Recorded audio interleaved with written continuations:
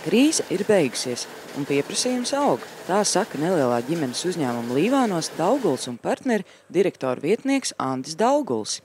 Uzņēmums saucās agrāk. Pirmo reizi, kad viņi atvēra, bija Daugulis un kā. Tad sāka ar veikaliņu vienu, laikam, jā. Un tad es vēl maziņš biju, tur, cik atceros, tik stāstu.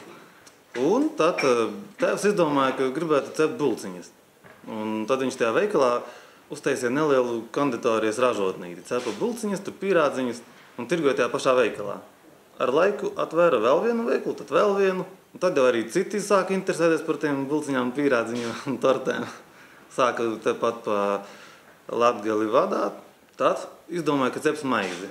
Nopirka iekārtas, nopirka vispār šo te ēku, kur mēs tagad atrodamies, un pirmajā stāvā atklāja maizes ražošanu. Tad izdomāja, ka ražos cepumus arī. Un tad vienkārši pienāca brīdis, kad bija jāizdomā, vai turpināt ražot maizi, vai tad koncentrēties uz cepumiem.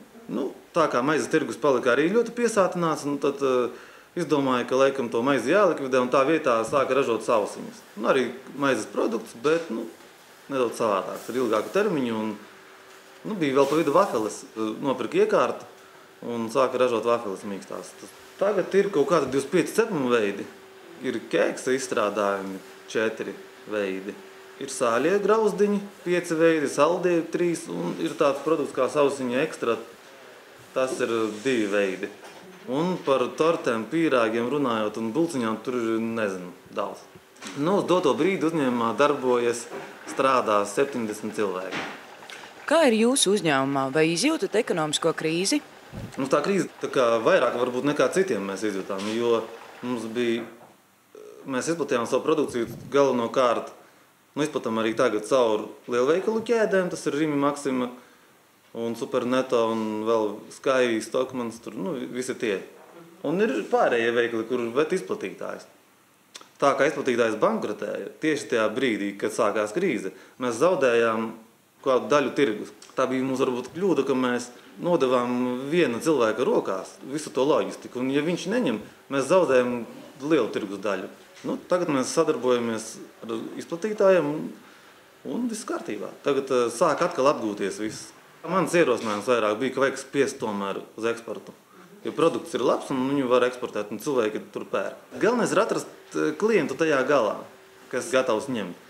Pirmkārt, jau mēs tos klientus uzzinājām caur Lijā. Viņiem ir diezgan laba bāze klientu. Viņi iedod kontaktus, mēs paši kontaktējamies un kā arī izstādes, kad klients atrod tevi atkal. Vai ir caur paziņām arī, visādos veidos mēģinām tos kontaktus dabūt.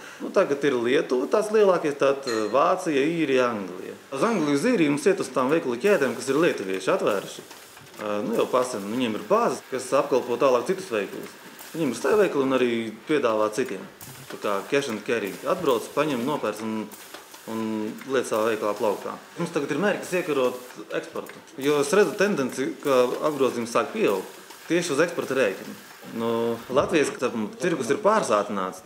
Daudz importē no Polijas cepumus, bet turamies kaut kā.